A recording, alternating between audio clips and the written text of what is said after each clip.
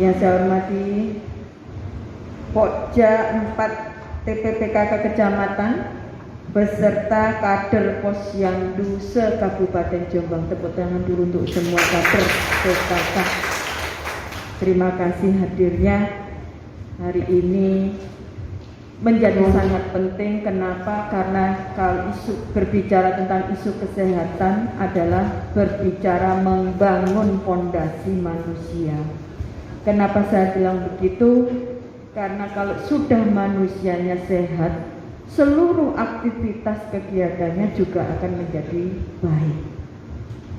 Kalau sudah manusianya kuat dan sehat, maka secara otomatis kecerdasan otaknya juga terpelihara. Ini yang paling penting. Saya selalu menyampaikan kepada siapapun bahwa bila kita sebagai manusia mampu menjaga kesehatannya, itu adalah bagian dari kita melakukan bela negara. Jadi yang namanya bela negara itu tidak perlu angkat senjata. Cukup dengan kita menjaga kemandirian untuk menjaga kesehatan, itu adalah bagian dari bela negara. Kenapa enggak? Karena dengan kita sehat, kita mempunyai kesempatan untuk menjadi manusia yang produktif. Itu yang pertama. Yang kedua, dengan menjadi manusia yang sehat, kita ini mengurangi beban negara. Benar tidak? Hepatitis tadi kita berbicara sudah masuk di KLB, kejadian luar biasa.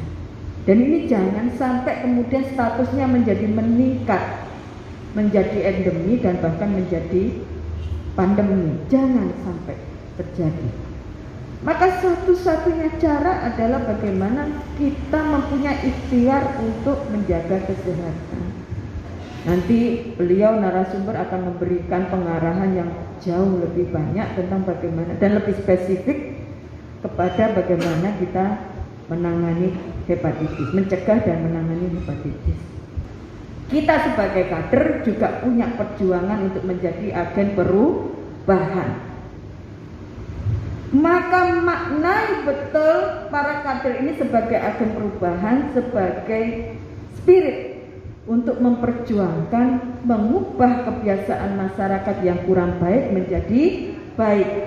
Dan bagaimana bila kebiasaan itu sudah menjadi baik, itu akhirnya menjadi budaya. Kalau sudah menjadi budaya, bagaimana caranya itu budaya berlangsung secara turun-menurun. Paling sederhanalah bagaimana panjenengan mempertahankan PHBS. Karena seluruh kader yang hadir hari ini sebenarnya tahu yang namanya menjaga kesehatan adalah bagaimana konsistensi kita melaksanakan PHBS. Betul? Saya selalu sampaikan kemana-mana yang namanya para kader itu harus mampu menjadi influencer. Para kader harus bisa ditiru dan dicontoh oleh masyarakat. Kalau panjenengan belum bisa menerapkan pada diri sendiri, jangan pernah punya angan-angan mengubah masyarakat. Siap para kader? Ya itu saja. Itu saja yang ingin saya sampaikan. Semoga selalu bersemangat di dalam melakukan gerakan PKK. Ingat, kita adalah mitra pemerintah, berjuang lebih keras untuk bisa membantu pemerintah di dalam melayani masyarakat dengan mengubah masyarakat menjadi yang lebih baik, menuju masyarakat yang sejahtera, keluarga sejahtera dengan 10 program pokok PKK. Maka dengan mengucap Bismillahirrahmanirrahim, kegiatan program kerja Pokja 4 tahun 2022 PKHP bidang kesehatan dan lingkungan hidup, kegiatan diseminasi penyakit menular langsung sebagai upaya antisipasi hepatitis akut yang belum diketahui penyebabnya, saya nyatakan dibuka dan dimulai. Semoga mempunyai manfaat dan terutama untuk yang hadir hari ini. Ibu sekalian, tadi Ibu Ketua Penggerak PKK Sampun matur sebagai wujud rasa syukur kita akan nikmat sehat, maka salah satunya adalah dengan menjaga kesehatan. Dan juga yang kedua ya kita harus mengabdikan diri kita untuk bangsa dan negara. Mungkin salah satu dari bagaimana kita menjaga kesehatan dan menjaga bangsa dan negara kita, yaitu kita pada pagi hari ini nanti akan belajar bersama-sama tentang apa itu hepatitis akut yang belum diketahui penyebabnya. Panjenengan mungkin sudah banyak mendapatkan informasi, apakah itu melalui media televisi ataupun media sosial ataupun internet. Namun demikian, kenapa kok pagi hari ini perlu dilaksanakan? Biar informasinya tidak simpang siur, biar informasinya itu jelas. Ngapunten, karena kalau informasinya simpang siur, sekarang ini ketika kapan hari itu muncul COVID, semua orang mengaku pakar dan ahli COVID. Begitu muncul hepatitis akut, semuanya ngomong hepatitis akut dan merasa pakar hepatitis akut. Padahal, ngapunten ini kalau di dalam agama kita, agama Islam itu Ibnu Mubarak itu nanti dahulu al-isnadu minad-din, laula isnada laqala man syaa ma syaa. Isnad itu termasuk bagian dari agama. Sanad itu jalur keilmuan, itu bagian dari agama. Laula isnada, seandainya nggak ada isnad, nggak ada sanad, laqala saya orang itu akan berkata masya'a, siapa saja bisa berkata apa yang dia kehendaki. Makanya biar nanti panjenengan nggak bingung atau mendapati informasi yang beraneka ragam di sana sini. Pada kesempatan pagi hari ini kita belajar bersama apa yang kita dapatkan. Jadi apa yang kami dapatkan dari jalur-jalur terpercaya. Dari jalur-jalur terpercaya, apakah itu dari sumber WHO, dari Kementerian Kesehatan, ataupun dari para pakar, dari spesialis yang membidangi masalah hepatitis ini, sehingga dengan nanti nggak terombang-ambingkan oleh informasi yang ada di luaran sana. Baik, mungkin langsung saja kita mulai. Nanti kita akan belajar bersama-sama. Yang pertama, definisi hepatitis. Nanti kita akan belajar bareng-bareng. Yang kedua, penyebab hepatitis. Yang ketiga, kita akan belajar tentang hepatitis itu hepatitis yang disebabkan oleh virus. Yang keempat, situasi global saat ini. Yang kelimanya, kita akan belajar tentang gejala hepatitis akut yang belum diketahui penyebabnya. Karena tak kenal maka tak sayang, tak waspada gitu nih. Dan yang terakhir, bagaimana tentunya cara pencegahan sebagai bentuk kewaspadaan kita. Yang pertama, kita bahas tentang apa itu hepatitis. Hepatitis itu terdiri dari dua suku kata. Jadi hepa atau hepato artinya itu adalah hati. Itis itu artinya adalah keradangan. Panjenengan mungkin yang sering mendengar itu gastritis. Gastritis itu gaster itu lambung, itis itu radang. Jadi kalau gastritis sebutan lainnya mah berarti keradangan pada lambung. Kalau hepatitis berarti hepar, hepato, hati atau liver. Itis berarti keradangan. Berarti kalau hepatitis apa? Hepatitis itu adalah terjadinya keradangan pada hati atau liver. Setiap keradangan itu namanya hepatitis. Jadi jangan nanti kemudian ketika hepatitis kemudian sudah takut dulu, jangan-jangan hepatitis akut yang belum diketahui penyebabnya. Perlu dilakukan penapisan. Belum tentu, karena hepatitis ini umum. setiap keradangan pada hati itu disebut sebagai hepatitis. Nah, penyebabnya apa? Hepatitis. Hepatitis penyebabnya banyak. Ada yang sifatnya infeksi, ada yang sifatnya non-infeksi. Infeksi itu maksudnya apa? Infeksi itu maksudnya agent, patogen, bibit penyakit ke dalam tubuh kita. Apakah itu virus, bakteri, ataupun parasit. Jadi kalau ada virus masuk dan menyerang hati, menimbulkan keradangan, jadi hepatitis juga. Bakteri masuk menimbulkan keradangan pada hati, jadi hepatitis juga. Tipes apakah bisa menjadi hepatitis? Bisa. Itu bakteri. Ada lagi hepatitis A, hepatitis B, C, D, E. Parasit juga sama. Ada yang sifatnya non-infeksi.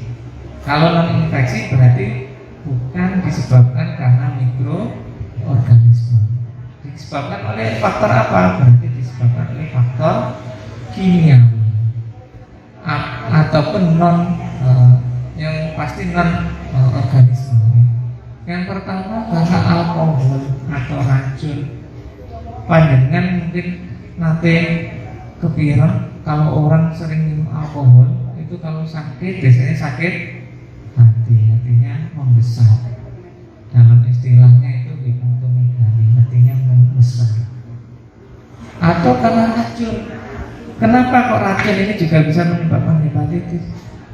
Hepatitis itu hepar, hati, itu tugasnya adalah untuk menetralisir racun. Sehingga jangan bayangkan jika ada racun masuk, maka yang tugasnya berat sih kalau jumlahnya banyak, hepar. Sehingga wajar jika kemudian racun juga menyebabkan hepatitis. Obat-obatan, orang sering menyebutnya drug induced hepatitis. Jadi obat-obatan, obat itu juga racun. Makanya ada istilah overdosis. Tapi racun untuk siapa gitu nih? Kalau dosisnya adekuat, tepat, maka racun untuk bibit penyakitnya. Tapi kalau overdosis, kelebihan dosis, bukan hanya bibit penyakitnya mati, tapi juga sel tubuhnya juga ikut mati. Jadi obat itu aslinya juga racun. Maka kalau sering minum obat, salah satu nanti yang direpotkan dan bebannya bertambah itu adalah hati. Yang terakhir adalah autoimun. Jadi banyak dijumpai pada anak-anak yang dia imunokompromis. Biasanya dia kena penyakit, maka muncul kemudian gejala hepatitis akut. Ini juga bisa. Biasanya kena adenovirus yang awalnya itu gejalanya di saluran nafas, bisa kemudian sampai saluran cerna dan hati. Itu pada kasus-kasus anak yang memiliki autoimun. Namun secara umum yang banyak dijumpai kalau kita bicara hepatitis itu secara umum yang banyak itu disebabkan oleh virus. Virus hepatotropik A, D, C, D, E. Enak. Jadi menghafalkannya enak. A sampai E. Sifatnya bisa akut, bisa kronis. Akut itu berarti cepat, kronis itu kalem dalam waktu yang lama. Nah ini hepatitis yang disebabkan oleh virus. Kenapa yang dibahas banyak yang virus? Karena tadi secara umum kebanyakan itu disebabkan oleh virus. Kalau kita bicara virus hepatitis A, sumber virusnya ada di feses, kotoran manusia. Cara penularannya bagaimana? Fekal orang. Transmisi ini maksudnya cara penularan. Fekal itu berarti dari feses ke oral, berarti dari ke mulut. Masa dari feses bisa ke mulut? Bisa, kalau tidak cuci tangan. Makanya nanti pencegahannya penting. Cuci tangan, PHBS itu tetap penting. Ngapunten, sebelum kita lanjutkan ke sini. Saat ini orang sudah menganggap COVID tidak ada, sudah selesai. Padahal perang melawan COVID belum selesai. Ditandai dengan apa? WHO belum mau mencabut status pandemi. Mencabut status pandemi saja belum mau. Padahal kalaupun status pandemi itu dicabut, bukan berarti perang melawan COVID sudah selesai. Endemi itu artinya skala lokal itu masih ditemukan COVID. Secara mendunia tidak semua negara atau tidak semua tempat itu ditemukan COVID. Itu endemi. Makanya ada daerah endemis. Panjenengan nanti kepireng ya. Oh, daerah endemis DBD. Berarti di daerah tersebut masih ditemukan kasus DBD. Nah, artinya masih sudah selesai atau belum? Belum selesai. Maka di sinilah pentingnya tetap prokes 3M, PHBS ini. Kalau B sumbernya itu dari darah atau produk darah atau cairan tubuh. Yang B, C, D hampir sama. Yang E nanti dari feses ini. Ini berpengaruh pada cara penularannya. Kalau ini fekal oral. Di sini kalau kita terinfeksi saluran, terinfeksi darah atau produk darah tadi atau cairan tubuh. Tingkat penyakitnya bagaimana? Kalau yang A dan B sifatnya akut. Kalau yang B, C, D bisa akut, bisa kronis. Pencegahannya dengan imunisasi, PHBS. Ini juga imunisasi. Ini juga PHBS. Jadi masih penting ini. Kalau ini screening, kalau donor darah harus di screening seperti HIV. Cara pemeriksaannya gimana? Butuh pemeriksaan laboratorium. Kenapa kok butuh? Jadi kan kembali ke depan tadi. Karena hepatitis itu setiap keradangan pada hati. Gejalanya sangat umum. Jadi gejalanya sangat umum. Tapi kita belum tahu apakah ini penyebabnya. Baru diketahui dengan laboratorium. Kalau hepatitis A dengan diperiksa IgM anti-HAP. Hepatitis A virus. Kalau B, kalau akut IgM anti-HBC. Kalau kronik HBsAg dan seterusnya. Ini sakit dibaca nanti. Kalau C, anti-HCP-nya atau serokonversi anti-HCP. Jadi ini pemeriksaan laboratorium. Nah, kalau hepatitis akut yang belum diketahui penyebabnya bagaimana? Namanya saja belum diketahui penyebabnya. Jadi kalau ada keradangan pada hati, diperiksa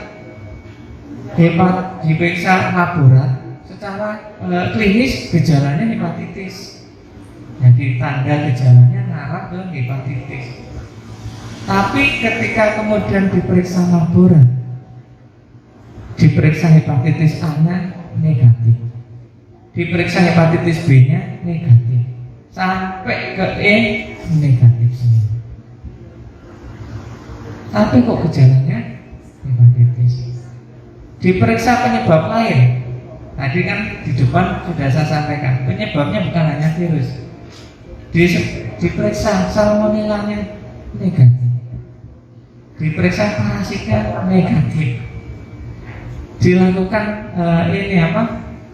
pemeriksaan ataupun anamnesa juga, pernah nggak misalkan mengkonsumsi obat-obatan tertentu dan lain sebagainya tadi, atau minum alkohol atau yang lainnya, semuanya negatif. Jadi penyebab yang di depan tadi negatif. Nah, inilah yang kemudian disebut hepatitis akut. Namun yang khas, yang paling mendekati ke arah hepatitis akut yang beda dengan hepatitis yang lainnya, yaitu nanti di fungsi hati. Ketika diperiksa SPOD, SGPT-nya itu hasilnya lebih dari 500. Jadi kalau lebih dari 500 berarti statusnya nanti probable. Jadi lebih dari 500 hepatitis A, B, C, D, E dan juga pemeriksaan lain negatif, nanti ini masuk probable. Bisa dipahami ya? Jadi kenapa kok dikatakan belum diketahui? Karena memang belum ketahuan.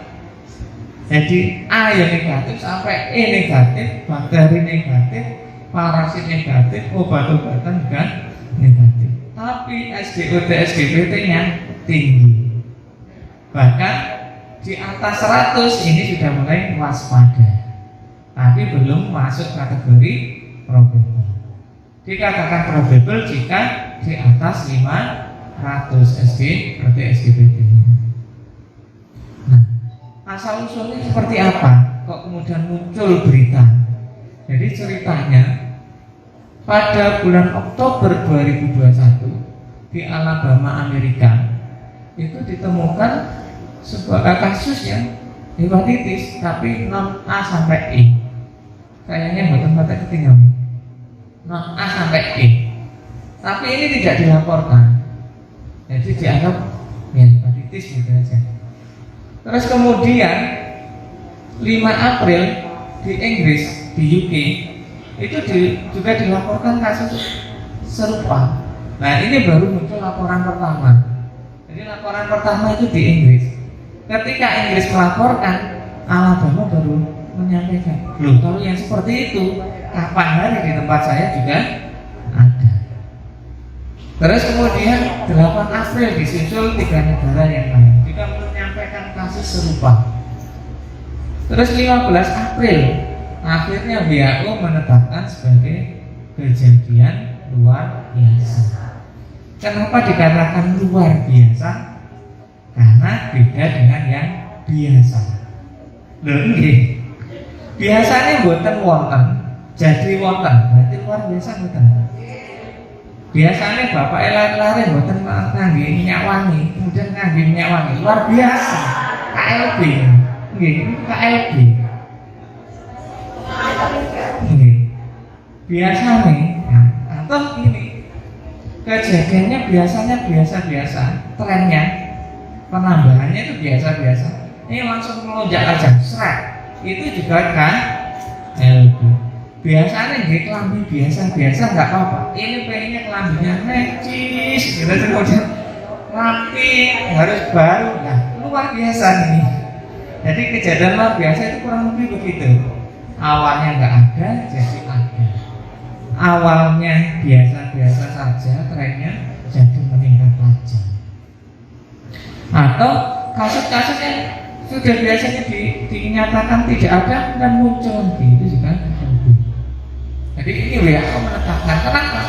Awalnya nggak ada kasus seperti ini, terus kemudian kok muncul mak bedundu tiba-tiba ada kasus seperti ini. Terus kemudian mulai berkembang di jagat media sosial, ada yang mengatakan hepatitis akut itu sebagai ikutan dari vaksinasi COVID pada anak. Kira-kira jawabnya sesuai. Benar atau bukan? Bukan. Iya.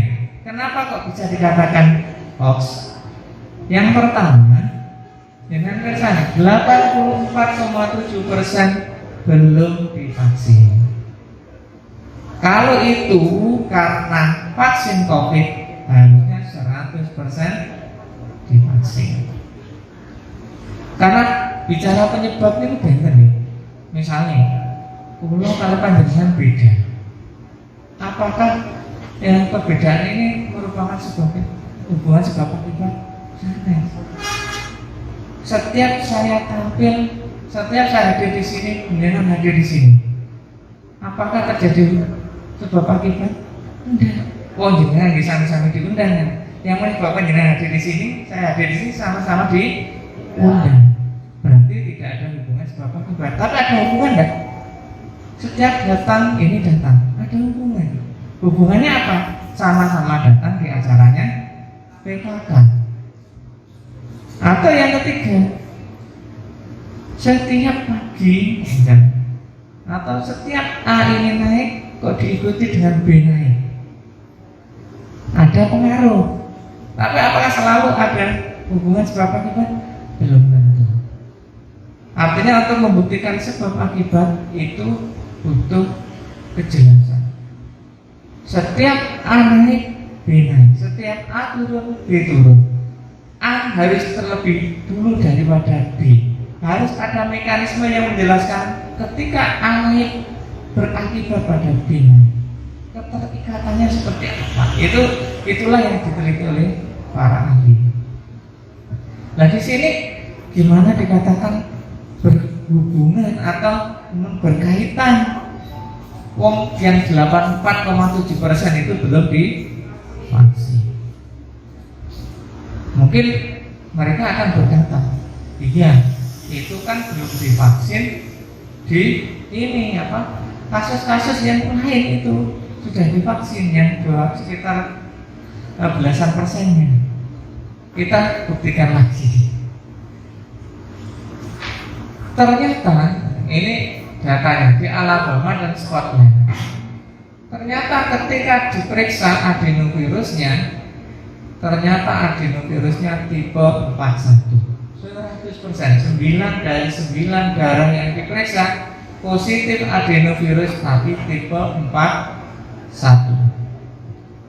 Sementara adenovirus yang dipakai vaksin COVID, apakah ada yang dikasihkan ke anak-anak? Yang adenovirus vaksin COVID yang basis platformnya adenovirus itu seperti AstraZeneca, Johnson, Alania. Pertanyaannya, yang sudah dapat izin memakai untuk anak yang mana? AstraZeneca, AstraZeneca sampai hari ini di Indonesia 18 tahun ke atas. Di dunia juga belum. Yang sudah dapat adalah JJ, Johnson & Johnson. Tapi adenovirusnya JJ ini kenapa? Adenovirusnya JJ itu tipe 26. Sehingga nyambung boleh. JJ adenovirusnya tipe 26. Hepatitis itu adenovirus tipe 41. Misalnya ada suatu kejadian, ada perampokan, perampoknya naik mobil Honda apa? Honda Brio. Mater-mater eten dia naik mobil Honda Jazz. Ini perampoknya. Kenapa? Sama-sama naik mobil Honda. Nyambung boleh. Ya memang sama-sama adenovirusnya, tapi tipenya beda. Clear nih? Sehingga kalau di luaran ada yang menyampaikan ini berkaitan dengan vaksin COVID, sebetulnya tidak tepat. Kenapa? Yang pertama, 84,7% belum divaksin. Yang kedua, tipe adenovirusnya adalah tipe 41. Nah itu. Namun ini adenovirus, kita bicara adenovirus. Adenovirus itu umumnya adalah menyerang saluran cerna dan saluran nafas. Dia baru bisa menyerang ke hepat, ke hati, itu pada kasus-kasus anak dengan kondisi imunokompromis. Imunokompromis itu status autoimun, HIV, terus terapi CA misalkan itu imunokompromis. Jadi ada gangguan imunitas tubuh. Nah ternyata pada kasus hepatitis akut ini justru dilihat status imunnya ternyata imunokompeten, nggak ada masalah dengan imunokompromisnya, gitu. Bukan imunokompromis. Berarti ini aneh gitu ya. Ditemukan adenovirus, ada hepatitis akutnya. Adenovirus itu biasanya menyebabkan hepatitis jika anaknya imunokompromis. Nah ini imunonya kompeten, kok bisa? Nah inilah yang kemudian menjadikan para pakar itu mikir, benarkah ini adenovirus? Sekalipun tadi banyak ditemukan adenovirus, tapi juga gitu, ada ditemukan lagi CMV, ada yang positif COVID. Oleh karenanya, tapi ada juga yang ini ditemukan. Nah, kalau yang sudah ditemukan seperti ini, namanya discarded. Jadi discarded itu dikeluarkan dari kriteria. Sudah dikeluarkan dari kriteria. Dia berarti sudah diketahui penyebabnya. Tapi untuk penyebab-penyebab yang biasanya tidak dikenal sebagai penyebab hepatitis, kok ini ada, ini masuk dugaan, masuk dugaan. Nah, oleh karenanya kemudian ada hipotesis penyebab. Hipotesis penyebab itu bukan penyebab loh, dugaan penyebab, dugaan yang masih diteliti, belum dinyatakan sebagai penyebab. Di luaran ini sudah mulai menimbulkan keresahan. Tadi adenovirus dikatakan menimbulkan, bahkan dikaitkan dengan vaksin. Dugaan penyebab yang pertama infeksi normal adenovirus. Maksudnya apa? Adenovirus biasa bisa menyebabkan hepatitis. Padahal tadi kalau biasa kan harusnya ya imunokompromis. Nah ini imunokompeten kok bisa? Argumentasinya para ahli. Nah ini kok bisa yang normal? Bisa kalau terjadi gelombang serangan besar adenovirus. Kalau terjadi penyakit itu kan sebetulnya nyata nih. Ini ada tentara tubuh kita, ini ada tentara musuh. Kalau tentara kita itu lemah, tentara musuh masuk, jadilah sakit. Imunokompromis berarti tentara kita lemah. Kalau imunokompeten berarti tentara kita enggak masalah, kompeten gitu, mampu. Nah, ini tentara kita mampu, tapi kok musuhnya tetap bisa masuk ya? Berarti musuhnya lebih besar kekuatannya dari tentara kita. Makanya tetap diduga kucil, kucil. Jadi tetap diduga bisa jadi karena adenovirus normal yang tipe 41. Atau bisa juga ada varian baru adenovirus yang awalnya normal-normal saja pada kondisi anak dengan imunokompeten, itu hanya menyebabkan gangguan di saluran cerna dan pernafasan karena dia mengalami mutasi. Masih mutan nih, pas kapan hari dulu waktu saya di sini menjelaskan tentang mutasi ini.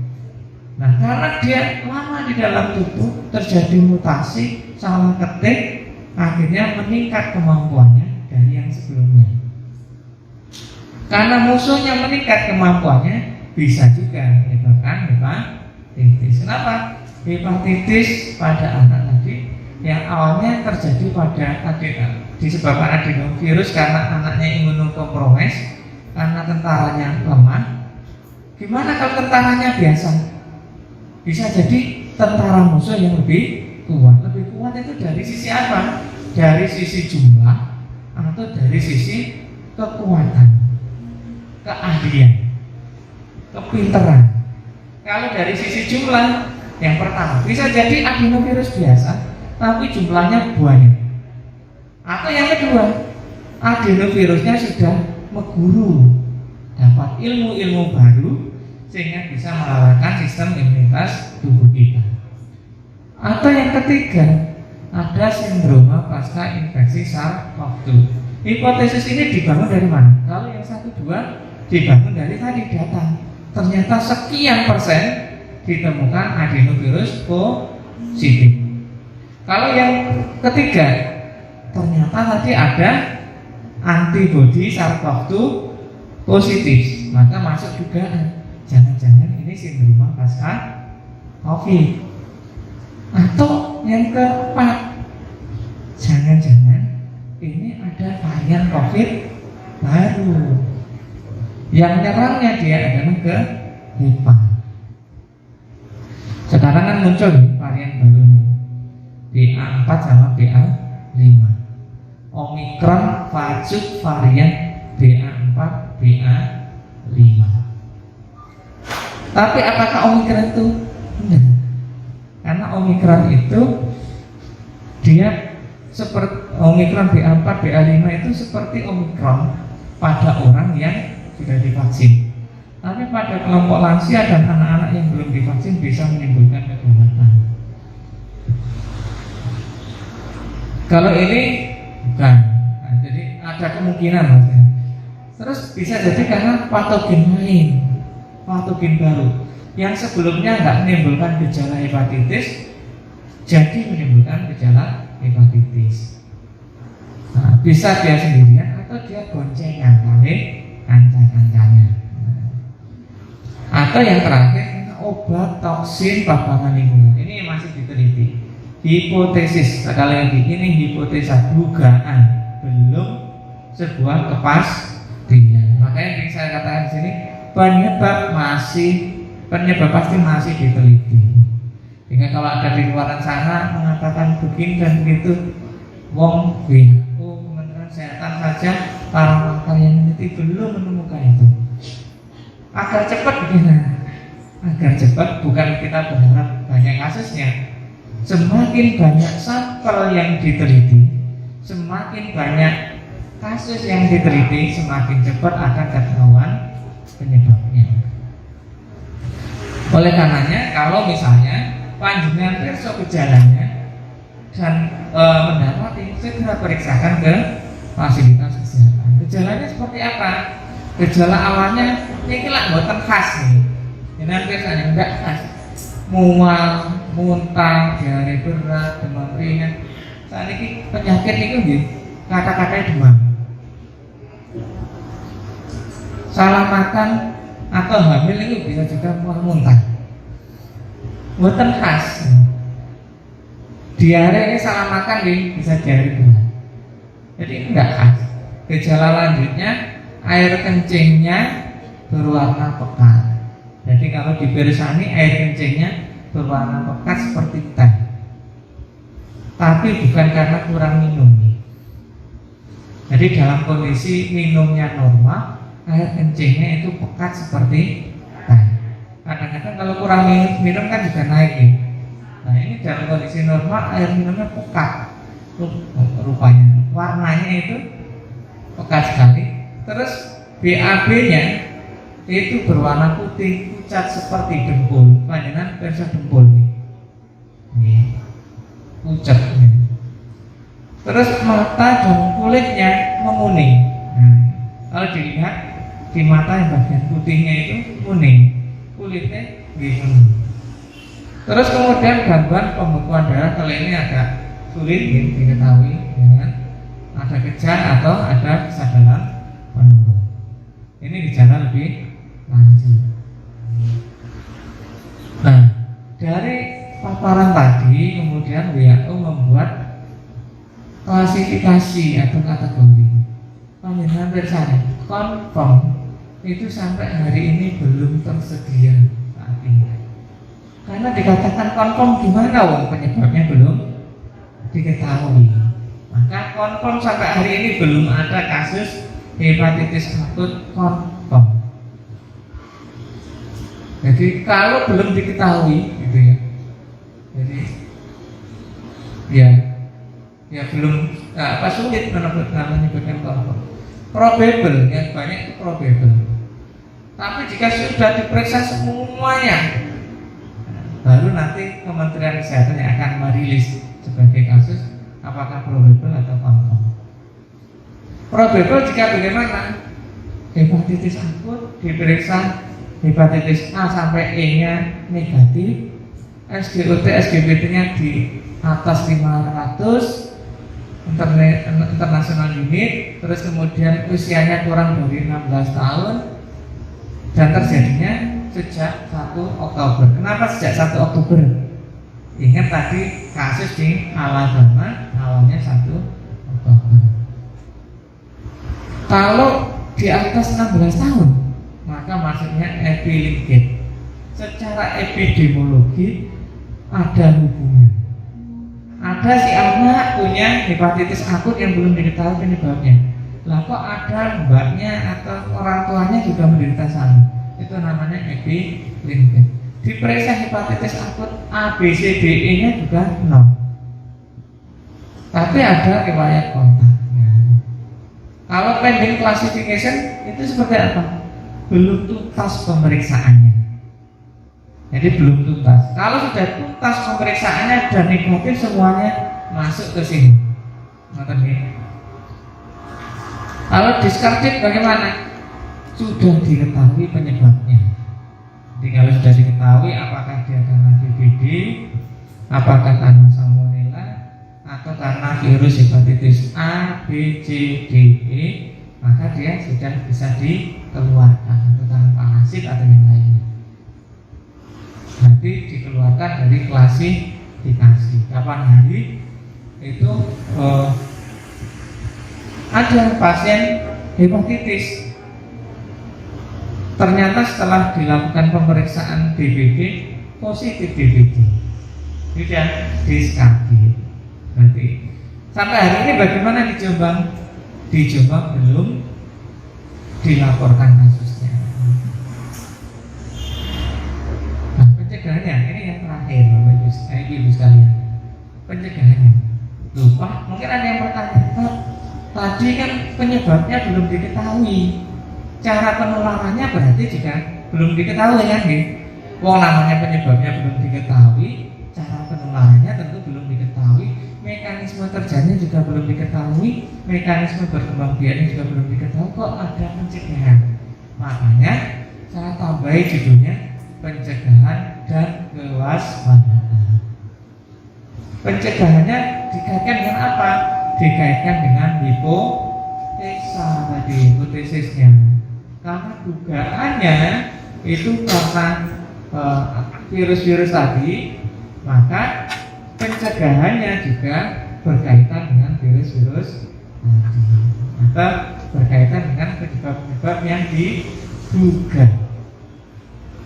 Bagaimana pencegahannya? Yang pertama 3M. Makanya tadi 3M plus itu DBD. Ini 3M yang itu loh. Memakai masker, menjaga jarak, mencuci tangan, gitu. Jadi jangan tetap harus pakai masker. Kalau mataran gitu. Berarti 4M gitu. 5M, tambah 5M. Gitu, 3M. Itu cara pencegahannya. Kenapa? Ingat tadi cara penularan virus-virus yang diduga. Adenovirus yang melalui saluran nafas. Nanti kaitannya dengan virus-virus yang lain, SARS-CoV-2 saluran nafas, gitu. Makanya tetap pakai masker, cuci tangan, jaga jarak, karena kita belum tahu penyebabnya apa. Tapi dugaannya ke arah sana. Yang kedua PHBS. Nah, jangan lupakan PHBS, cuci tangan dan sebagainya itu. 10 indikator PHBS. Yang ketiga, kesehatan tetap dilaksanakan. Karena bisa jadi ini koinsiden atau koinfeksi dengan COVID juga bisa jadi. Anda belum tahu. Karena apa? Datanya tadi kan ada yang positif COVID. Gini, kalau prokes ada plus-plusnya tadi, namanya ada di dalam. Oke. Terus ditambah lagi, yang terpenting juga jika ditemukan gejala seperti di atas, segera periksa ke fasilitas kesehatan. Jadi jika ditemukan segera periksa ke fasilitas kesehatan, boten usah ribut dulu. Jadi pesan saya nggak usah ribut dulu. Jadi pesannya itu terakhir itu saring sebelum sharing. Saring sebelum sharing. Dapat informasi apa? Saring dulu, ditelaah dulu, diperiksa, dipastikan benar enggaknya dulu. Baru kalau sudah benar sharing.